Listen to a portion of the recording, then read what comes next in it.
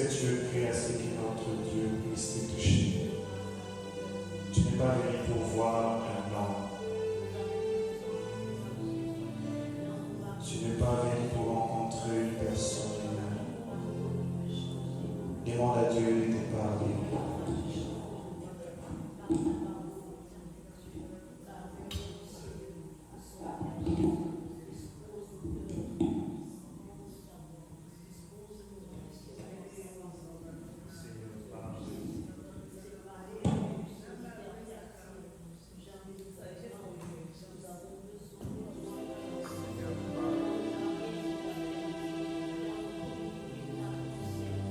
Seigneur, parle, nous sommes là pour toi.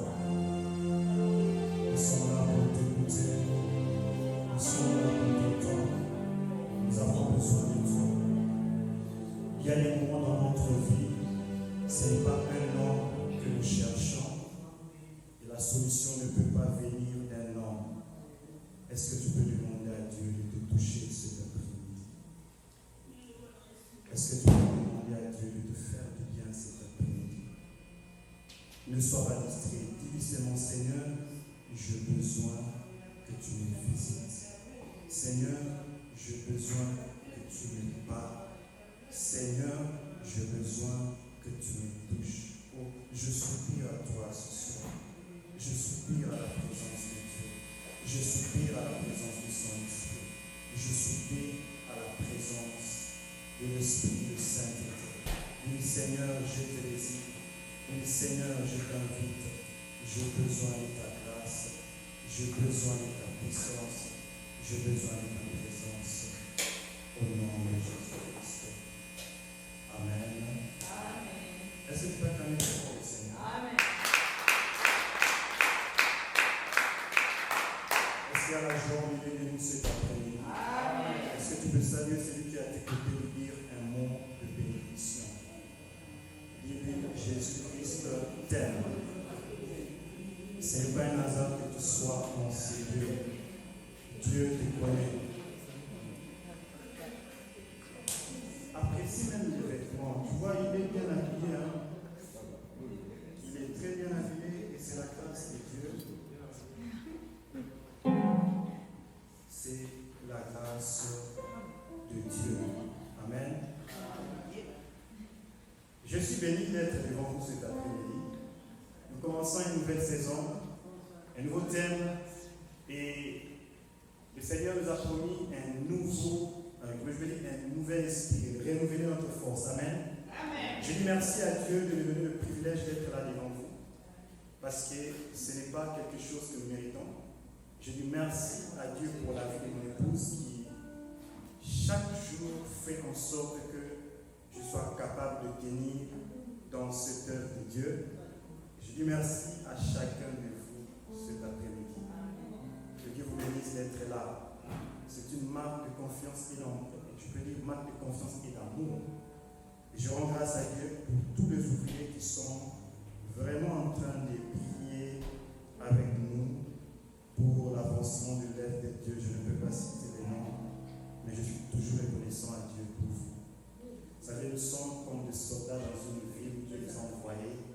Il y a un homme de Dieu qui m'avait dit 2 semaines passées, m'a dit, est-ce que tu es prêt à te salir les mains de ces dieux? C'est quand tu sers Dieu, il y a des moments où tu dois mettre tes mains dans la boue pour sortir ceux qui sont dans la boue et les sauver à Jésus. Il y a des prix que la plupart de nous en sérieux sont en train de payer et je demande à Dieu de vous faire du bien. Amen. Amen. Nous sommes aujourd'hui en train d'aborder un nouveau thème. Je ne crois pas que nous avons déjà abordé ce thème. C'est la délivrance des blessures intérieures. Amen. Amen. Et je peux même utiliser les mots guérison des blessures intérieures. Voici que c'est vraiment un thème qui touche les familles et qui touche les couples, qui touche toute catégorie de personnes. Tu peux être un parent, tu peux être un enfant, tu peux être un jeune, une maman, un papa. Cet enseignement a pour but non seulement de te révéler c'est quoi ou ce sont quoi les blessures intérieures, mais aussi par la puissance du Saint-Esprit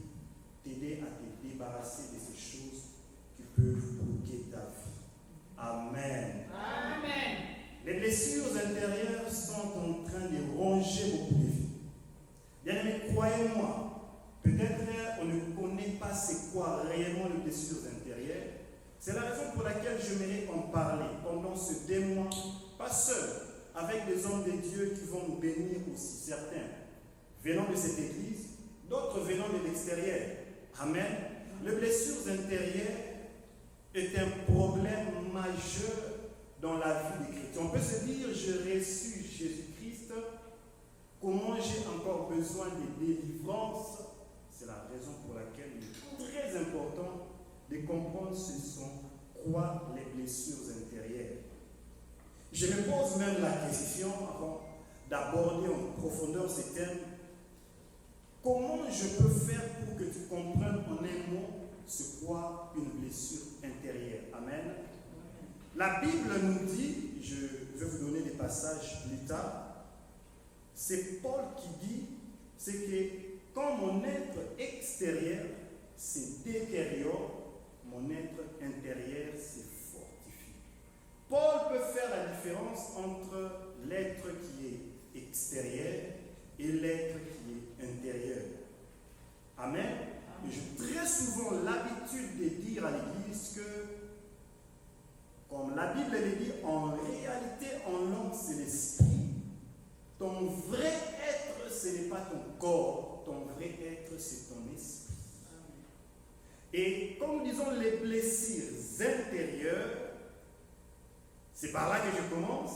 Il s'agit de blessures de l'âme, pas de blessures physiques. Il s'agit de blessures qui sont au-dedans de toi, de choses que personne ne peut voir. Et comme une blessure de l'âme, l'âme est liée à la vie d'une personne. Amen. Amen. Un esprit n'est pas blessé par son corps. Un esprit n'est pas non plus blessé.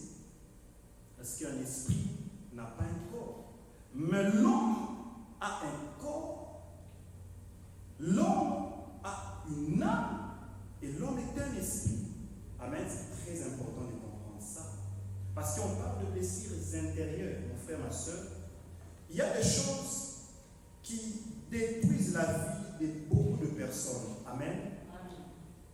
Blessure intérieure, une personne qui est malade de l'intérieur peut, de la même manière qu'une personne qui est malade de l'extérieur, avoir des conséquences qui peuvent coûter la vie. Sans plus tarder, je vais donner un exemple concret. Il y a des personnes, tu lui poses la question, comment tu vas? Je ne vais pas bien. Il n'est pas physiquement malade, mais il a des problèmes psychosomatiques. Ça veut dire que dans l'homme, il y a une dimension qui peut être malade même quand le physique n'est pas malade. Voilà pourquoi il y a beaucoup de fous. On les appelle des malades mentaux. Amen. Il est très important de comprendre que tu n'es pas seulement un corps, tu es en réalité un esprit. Et qu'est-ce que le diable cherche à attaquer dans l'homme? C'est son âme. Voilà pourquoi nous parlons de blessures intérieures. Quand nous recevons Jésus, pourquoi je reçois Jésus, mais je peux encore avoir des problèmes, des blessures dans mon être? Mais quand tu as reçu Jésus, tu l'avais reçu étant esprit, corps et âme. Ton esprit est né de nouveau. Ton corps va ressusciter dans les retours de Jésus-Christ. Mais ton âme, c'est ta vie. Tu as vécu des choses avant de recevoir Jésus qui sont restées dans ta mémoire. Amen. Est-ce que nous sommes ensemble? Amen. J'introduis. C'est très important de comprendre ce que je dis avant même que j'aborde les blessures intérieures. Parce que quand on parle de l'âme, dans l'âme de la personne, c'est la partie de l'homme qui lui rend conscient de lui-même, sa volonté. Amen. L'âme contient le raisonnement, l'âme contient, je peux dire, l'intellect, l'âme contient les émotions et l'âme contient la volonté. 3 choses, je répète. C'est un enseignement. L'âme, ton âme, contient tes pensées, c'est-à-dire ton intellect. Quand tu réfléchis, c'est dans ton âme, ce n'est pas dans ton esprit. L'âme contient les émotions. Je peux te cogner, ton corps a mal, et ton âme, tu dis, oh, ça va. Je peux simplement te parler sans te toucher et te blesser dans ton âme. Tu dis, mais pourquoi tu me fais ça? Tu es méchant, regarde, tu n'es même pas beau, tu n'es même pas belle. Ton âme va être atteinte. Les émotions sont liées à l'âme. personne a aussi la volonté. C'est l'âme qui choisit. Voilà pourquoi il est très important de comprendre que, puisque les blessures intérieures sont liées à l'âme, les blessures intérieures sont la conséquence des réalités de la vie. Nous venons à l'église, mais est-ce que vous savez qu'il y a des réalités qui peuvent nous détruire et nous empêcher de servir Dieu? Il y a plusieurs personnes qui sont incapables de venir à l'église à cause des choses qu'ils rencontrent. Tu es chrétien ici, toi tu viens à l'église. Tu sais qu'il y a quelqu'un qui n'arrive même pas à venir parce que le niveau de problème qu'il a dépasse ses capacités.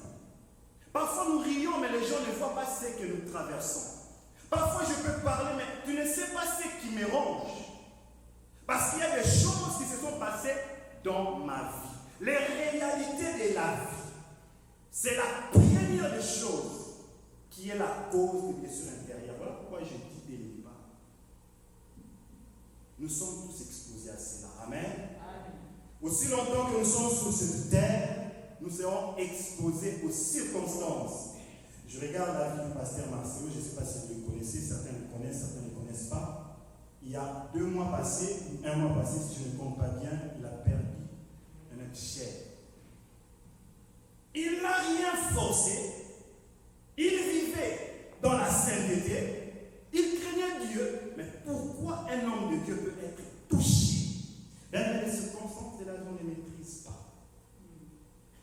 Aussi longtemps que nous sommes sur terre, ça va arriver. Je dis à une personne de ce soir, ça peut arriver, plus pire que ça. Mais Dieu a prévu une solution. Amen. Il y a plusieurs personnes qui sont sur les bancs de l'abandon. Je suis blessé, j'ai été touché.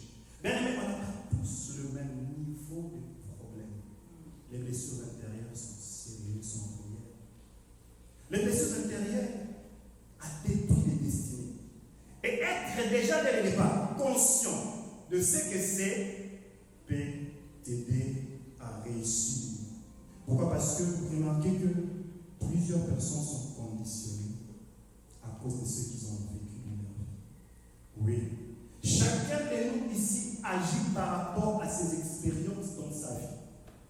Une personne qui a rencontré beaucoup de déceptions va agir en fonction de cela. Les blessures intérieures conditionnent ta vie. Les blessures intérieures, c'est ce qui fait que même sur le réaction d'une personne, tu verras qu'une personne a dit dans sa vie, moi je ne pardonnerai jamais mon père. Je ne pardonnerai jamais ma femme. Toutes les femmes ne sont pas sérieuses. Tous les hommes ne sont pas sérieux. J'aimerais que nous puissions vraiment entrer en profondeur en nous et dans la parole de Dieu. La Bible nous parle de plusieurs personnes qui sont passées par ces choses. J'aime Dieu. Est-ce que tu peux répéter à ton voisin les blessures intérieures? Ça cause beaucoup de mauvaises conséquences dans la vie des hommes. Ce soir, avant même d'entrer dans le fond, je dis que Dieu peut te guérir de cela. La vie est trop bizarre. La vie vient avec beaucoup de choses. Mais la Bible est là pour nous montrer des hommes qui ont marché avec Dieu. Et ces hommes ont eu le privilège de vivre des expériences difficiles, mais de s'en sortir quand même. Et la parole de Dieu est un remède. J'ai encore l'exemple que Jésus parle quand il donne le bon samaritain. Il dit, un homme était frappé, il est blessé, il a été abandonné le long du chemin. Un pharisien passé, il était occupé, il n'a pas regardé. Eh bien, un autre est passé, un sadducéen, 2 catégories de religions. Et un troisième, c'était un samaritain, un païen. Bien aimé, il y a au milieu de nous des gens qui ont des blessures. L'âme a été accidentée.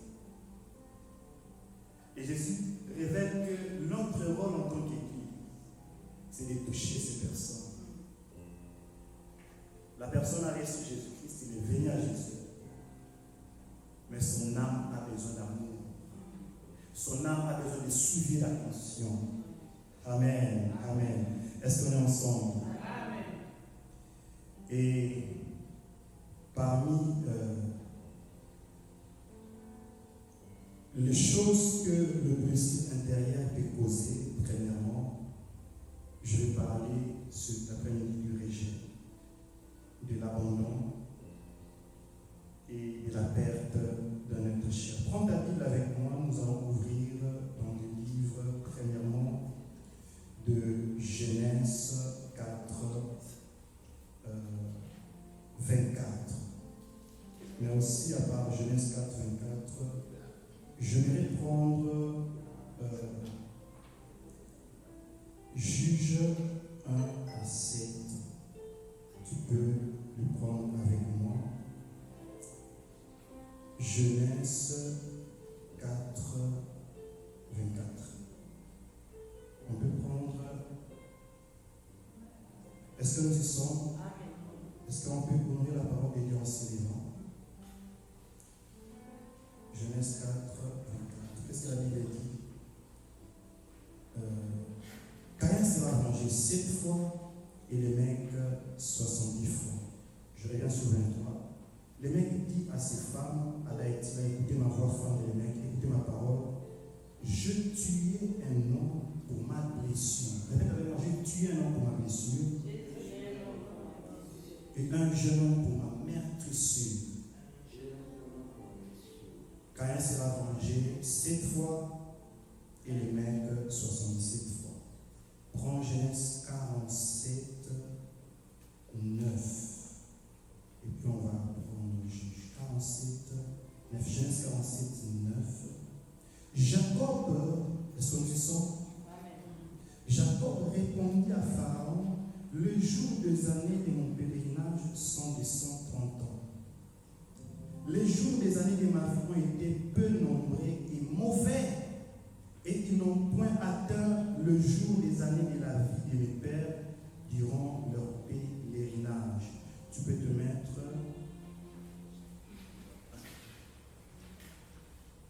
Je vais lire Juge 11 et je vais commencer le premier verset. La Bible dit, Jephthé le Galadite était un vaillant héros. Il était fils d'une femme prostituée. Et c'est Galad qui avait engendré Jephthé. La femme de Galad, lui enfantant des fils, il est devenu grand chasseur Jephthé.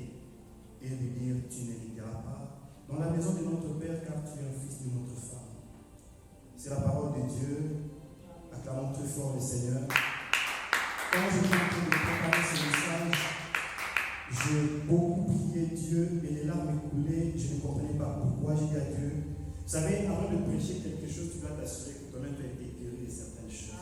Amen. Parce que je ne peux pas vous prêcher des choses que je n'ai pas vécues. La Bible parle premièrement de Jacob, avant que je parle de les mecs. Jacob, c'était un père qui avait 12 enfants. Je suis dans la famille ce soir. Tout comme nous avons de famille, il y a beaucoup d'enfants. Jacob avait un enfant qu'il aimait beaucoup, vous imaginez. Il aimait Joseph. Oh, l'amour. Parfois, les parents sont la cause de beaucoup de conflits dans la vie des enfants. Tu as vécu dans une famille où tu voyais peut-être le parent traiter l'un le frère différemment, ou peut-être même un cousin, une cousine. Toi, tu es enfant, mais quand le cousin vient, ton père t'oublie. Et cette famille était une famille de plusieurs mamans. Et Jacob aimait Joseph. Il montrait cela à tous les enfants. Il a blessé le cœur des enfants. Bien aimé ce soir, les réalités familiales que le son de la Bible ont traversées doivent nous aider à bien agir pour être des bons parents. Rien n'arrive sans raison. Tout est toujours conséquence de quelqu'un avait fait, voilà pourquoi je fais. Tu pars chez quelqu'un, le mec dit, Caïn a été tué, moi j'évangerai Caïn 7 fois. Mais tu poses la question, pourquoi Caïn a été tué? Caïn aussi avait tué. C'est un cycle qui marche dans les familles. Si un homme ne prend pas la décision d'arrêter cela, ça veut dire d'avoir un grand cœur, de supporter, de dire, on va mettre fin à ces choses. Rien ne va changer. Jacob avait 12 enfants, il aimait Joseph. Les autres ont constaté, ils ont dit, mais non. Mais vous savez, ils étaient blessés dans leur cœur. Pourquoi papa peut aimer seulement Joseph? Pourquoi mon père peut seulement aimer telle sœur? Tous à la pas de nuance, c'est-à-dire, nous tous nous sommes des enfants. pasteur fait toujours attention à telle personne. Quand il s'agit de moi, il est dur envers moi. Pourquoi? Pourquoi on ne s'occupe pas de moi? J'étais maltraité dans la famille. Bien aimé, la famille, c'est un lieu où il y a beaucoup de blessures. Oh, je dis que parce qu'il n'a pas donné le choix de choisir la famille. Sinon, j'imagine que chacun va changer de famille. Je n'ai pas encore regardé. Moi, j'aime ma famille. On te donne l'opportunité de changer de frères et de sœurs. Qu'est-ce que tu fais là? Tu vas dire non, je vais rester avec la petite sœur. Yaya, mon grand frère, je vais lui changer. Pourquoi? Parce que les blessures sont très sérieuses. La famille, c'est là où ces choses arrivent. La plupart des échecs dans la destinée commencent dans la famille. Tu verras qu'il y avait un problème qui était négligé. Des actions qui ont été négligées. Et je dis que l'âme est liée à la pensée. Parce que la pensée, c'est l'intellect, les raisonnements d'une personne. Jacob aimait, il ne savait pas que les enfants s'y réfléchissaient. Il les raisonnait même. Peut-être que l'aîné essayait de faire des efforts, mais papa aime Joseph. Nous, c'est les parents. Tu aimes cet enfant, mais tu veux montrer aux autres que ce que vous faites, c'est bien. Je vécu dans une famille pareille. Je ne dis pas, mon père est comme ça, mon mère est comme ça. J'ai vécu dans une famille restreinte pareille. Où tu vois qu'on traite d'autres personnes plus que vous. Mais le problème, c'est quoi? Dans la famille de Jacob, les frères ont décidé de vendre leur propre frère. Un deuxième problème arrive. Ce n'est pas parce qu'il est aimé que nous devons réagir avec le mal. La Bible me dit qu'ils ont vendu leur propre frère, pensant que ça va effacer toutes les promesses de Dieu, ça va peut-être faire en sorte que papa va leur considérer, l'héritage va arriver. Mais je vous dis que Jacob, quand il parle dans Genèse, on dit, pendant 130 ans de sa vie, il n'a jamais été heureux. Genèse 47, 9. Il dit au Pharaon, pendant 130 ans de ma vie, je n'ai jamais été heureux. Je ne sais pas combien d'années une blessure peut être. Mais vous savez, même physiquement, quand quelqu'un est blessé, si on ne traite pas cela, ça va détruire, il peut mourir. Ne néglige jamais, surtout quand tu sens qu'il y a des choses qui ne vont pas, cherche quelqu'un par. On ne garde pas les choses dans le cœur. Tu vas détruire ta propre vie. Il y a des personnes qui regardent sa vie, tu me dis, mais est-ce que ces personnes sont en bonne santé? Parce que les blessures intérieures peuvent détruire ton intérieur. Dans Psaume 40, David dit, ma peau est sur mon os, parce que je suis meurtri. Vous imaginez la dimension des faits qu'une parole peut faire. C'était des paroles, il disait. Ça a commencé à travailler les raisonnements des enfants. L'aîné a dit, on va vendre, les autres ont dit non, ne le tuons pas, vendons les ciments. On part annoncer au père que Joseph est mort. Pendant 130 ans, Jacob est resté blessé dans sa vie. Et quand je vois cette famille, je vois qu'il était rempli d'amertume. On va en parler parce qu'il y a beaucoup de choses que les blessures intérieures causent. Quand je parle de cette première réalité, la perte d'un être cher, pour Jacob, c'était un enfant qu'il pensait être mort. Perdre un être cher, ce n'est pas toujours par la mort, ça peut être par les divorces. Amen. Et j'ai vu beaucoup de personnes être changées à cause du divorce. Cela détruit la vie des enfants. Amen. Et Jacob a passé 130 ans de sa vie à cause de la perte d'un être cher. La Bible nous parle d'un deuxième homme, Jephthé, qui vit des choses dans sa famille. Jephthé est en train de vivre des circonstances qu'il n'a jamais désirées. La Bible dit dans le livre des Juges, Jephthé c'était un enfant qui est né de Galade et son père avait par l'égard de coucher avec une prostituée. Donc l'enfant ne connaît rien. L'enfant n'a rien fait, il est né. Son père ayant plusieurs femmes, la Bible nous dit que le frère de Jephthé, les enfants légaux, nous disent, toi tu ne peux pas hériter avec nous. On le rejette. Non seulement il perd sa mère, il perd toute une famille par le rejet. Le rejet, c'est aussi, des fois les hommes, ils te considère pas. On ne t'aime pas sans raison. C'est comme si tu n'es pas identifié à ces groupes-là. Tu essaies d'être avec les gens qui ne t'acceptent pas. Amen. Tu essaies de vivre avec des gens qui ne te considèrent pas. Le rejet de plusieurs personnes ne s'est pas fait loin dans leur propre famille. Ça dit qu'il est dans une famille où on ne l'aime pas parce qu'il a été peut-être qu'il a engrossé une femme quand il était jeune. Peut-être que c'est lui qui avait été engrossé, on l'a rejeté. Je connais une sœur, quand cela est arrivé dans sa vie, la famille l'a abandonné, son mari l'avait déjà abandonné. C'était une erreur, elle est tombée enceinte. Mais cela a failli lui coûter la vie. Amen. Il y a des gens qui vivent des choses, mon frère, ma soeur. Quand il t'étale sa vie, tu peux pleurer à sa place. Mais comment tu es en train de marcher? Et quand je parle de ces choses, c'est pour nous faire rendre compte ce soir que nous pouvons être nous-mêmes les causes des problèmes d'autres personnes. Mais nous ne sommes pas obligés d'être victimes de blessures intérieures. Est-ce que je parle à quelqu'un? De même que Jacob était blessé par la perte d'un être cher, tu peux bien prêcher quelqu'un et lui dire, mon frère, sois fort. Est-ce que tu connais perdre son enfant, le fils que tu aimais? Tu peux bien dire à Jephthé, pardonne ta famille. Mais est-ce que tu connais ce qu'est être rejeté par ses propres frères? Ce n'étaient pas des étrangers. Et quand je parle de ces choses ce soir, c'est pour te dire que je sais que ça peut être difficile à gérer, difficile à porter, mais j'aime la parole de Dieu. La Bible dit que Dieu a accompagné ses hommes. Vous savez que certaines choses doivent arriver dans la vie pour former quelqu'un.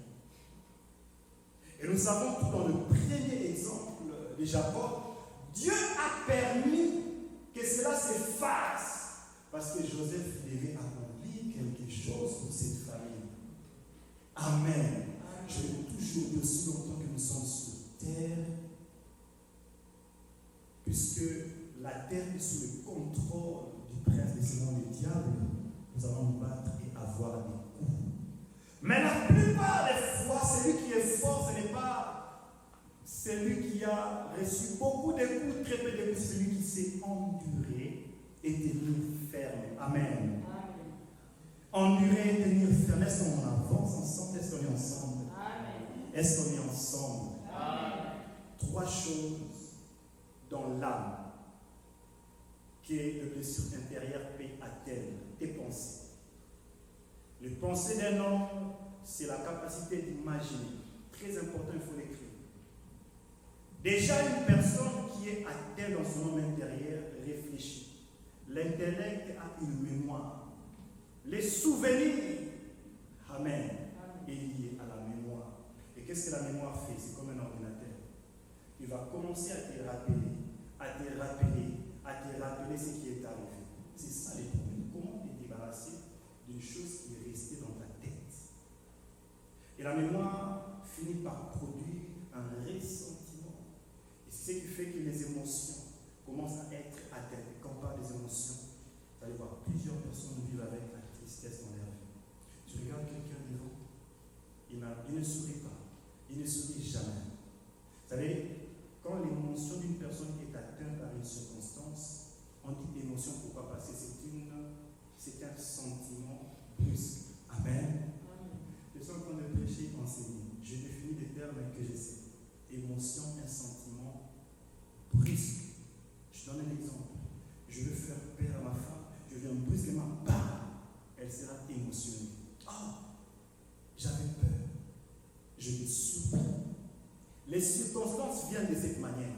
Ça vient exciter une émotion dans ta vie. La peur comme la tristesse, les dégoûts ou le rejet. Jephthé avec une circonstance qui l'a rendu amer. Ça a changé son attitude parce que les émotions d'une personne varient dépendant de ce qu'il traverse comme circonstance. Voilà pourquoi je dis, entoure-toi des bonnes personnes. Rassure-toi que tu commences ta journée avec des choses qui sont positives. Rassure-toi que tu es bien entouré. Tu dois préparer ta journée pour être sûr que même quand les circonstances viennent, tes émotions ne vont pas changer. Tu ne vas pas être atteint je me lève, je prie toujours, Seigneur, éloigne de moi les mauvaises circonstances. On ne sait jamais. Pourquoi nous devons prier avant de sortir? Oui, parce que tu ne sais pas ce que le diable prépare pour atteindre ta vie. Et quand les émotions sont atteintes, ça produit un sentiment, et c'est à toi de choisir si ces sentiments vont démarrer. J'ai eu peur, oui, mais est-ce que je dois rester dans la paix? Amen. Ça veut dire que l'âme a été blessée, cicatrisée par quelque chose. J'étais touché. Je n'oublierai jamais un jour, j'étais avec ma femme, elle était encore enceinte, on reçoit un appel. Je ne savais même pas pourquoi j'avais laissé en face d'elle. La personne commence à parler, ma femme voulait tomber. Comment une personne peut entendre une parole, être touchée, tomber? On ne l'a pas cogné. Les émotions sont fragiles. Voilà pourquoi je dis qu'on n'expose pas son âme. Hein, mon frère, ma soeur, il y a des personnes où lui-même il s'est engagé dans une relation, il sait que ça ne va pas marcher. Il sait que ça ne va pas marcher. Je n'oublierai jamais une sœur, quand elle s'est engagée, on voyait le songe. On l'appelle, on lui dit, cet homme-là, il ne craint pas Dieu. Est-ce que tu es sûr? Je l'aime, elle m'aime, elle va changer, on va prier pour lui. Ok. Elle tombe enceinte. Elle se sépare, elle souffre. L'homme vient demander pardon encore. Je sens qu'elle m'aime. Vous savez, certaines choses, c'est nous qui avons la possibilité de permettre que ça entre dans notre vie ou pas. Je parle à l'église. Les blessures intérieures, c'est les blessures de l'âme. Et tu as la capacité, sur certaines choses, de dire non, je ne veux pas être atteint dans mon âme. De même, l'âme peut être touché par de petites choses que tu regardes. Par exemple, regarder les mauvaises images. Pour un enfant, peut affecter son âme. De même aussi, les choses qui sont autour. Il y a des personnes, quand tu es proche de lui, ces paroles peuvent affecter ton âme. Il ne dit pas toujours de bonnes paroles. Il y a des personnes qui vivent tellement dans la dépression que si tu es proche, tu peux sentir que cette personne dégage une énergie très négative. Je ne peux pas rester avec lui. Amen.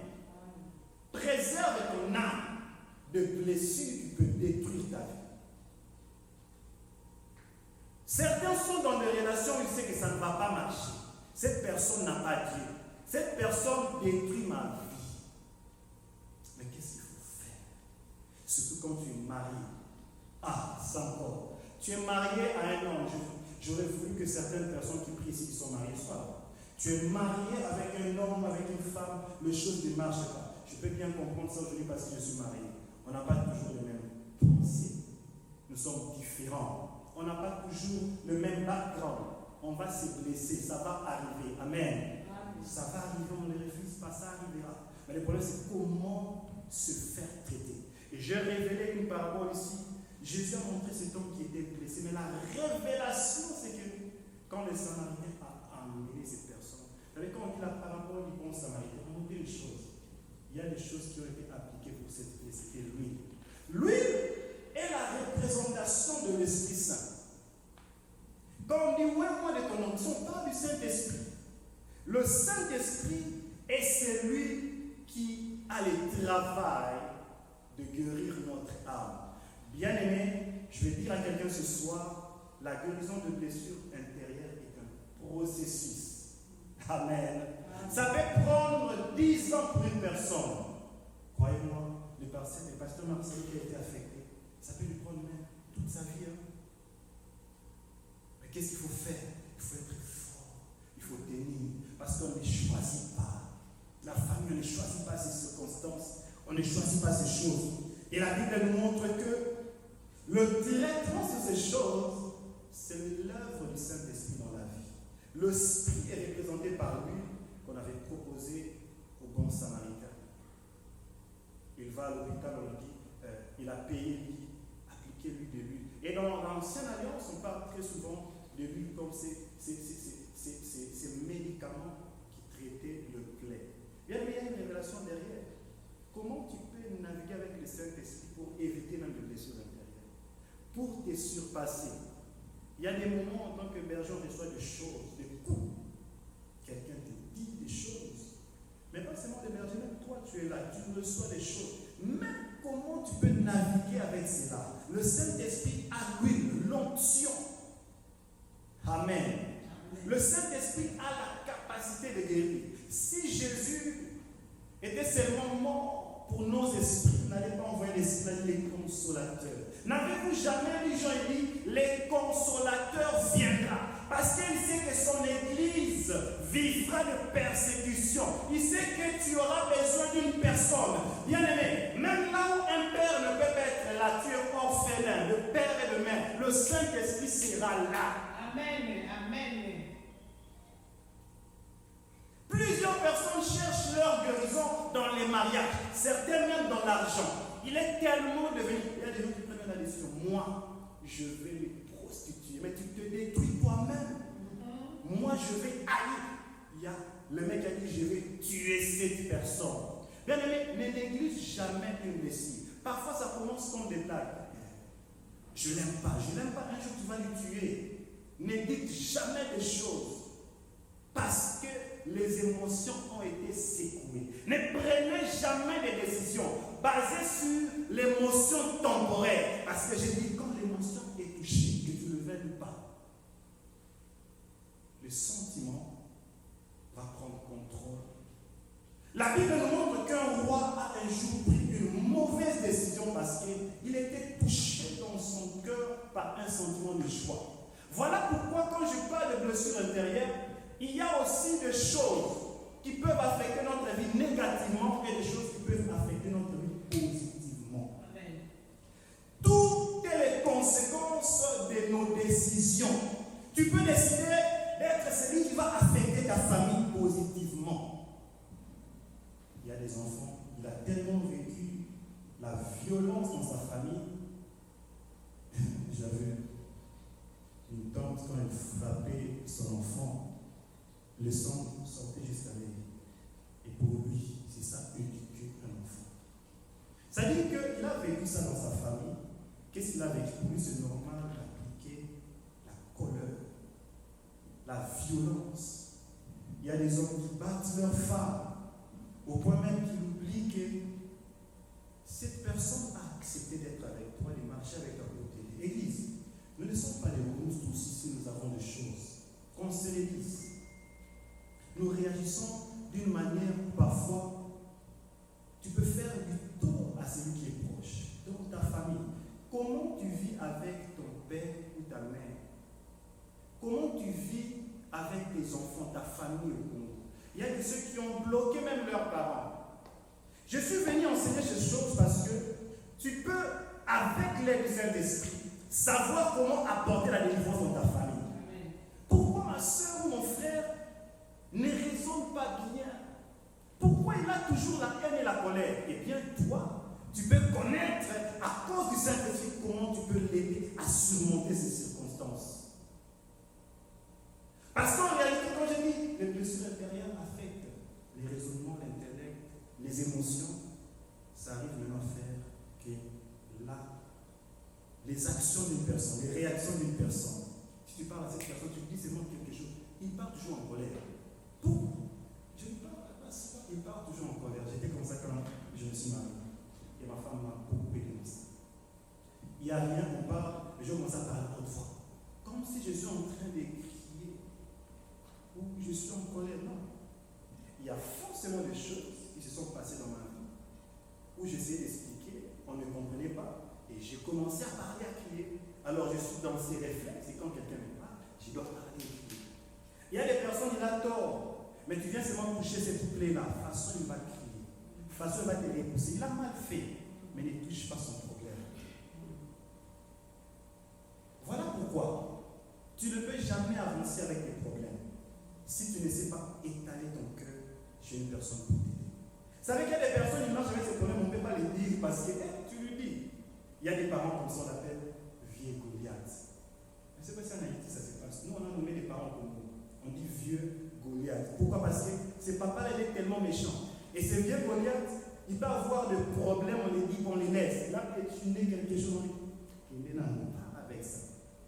Pourquoi les gens ne t'approchent pas? Est-ce que ce n'est pas ta nature? Parce que tu as été blessé quelque part, tu commences à réagir d'une manière. Et les gens se disent, parfois, vous savez, l'église, il faut avoir un grand cœur. Certaines personnes ne te font pas du mal parce qu'il est mauvais. Amen. Je vais te dire sincèrement, il a grandi comme ça.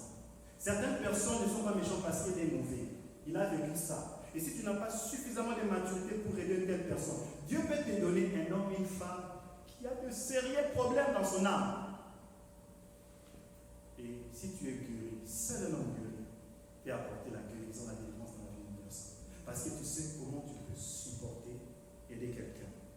La perte de notre chair, le rejet, et la dernière chose que je voulais aborder, c'est l'abandon, parce que je dois clôturer aujourd'hui.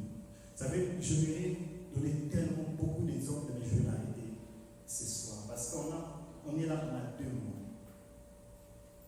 Bien aimé dans le Seigneur, je ne suis pas ici pour faire des discours. Parce que le Saint-Esprit m'a envoyé. Quand Jésus est venu, il a révélé ce qu'il était venu faire. Il dit, l'Esprit de Dieu est sur moi. Je ne vais pas lire ce passage. Je n'ai qu'une personne même. Moi, si je n'ai pas trop retenu ça. Il m'a même pour annoncer la bonne au rendre libres les opprimés, délivrer les captifs et annoncer une année de grâce. On a parlé des pauvres, on a parlé des captifs, on a parlé des opprimés, des blessés. Dans notre version, on parle de ceux qui ont été blessés. Amen.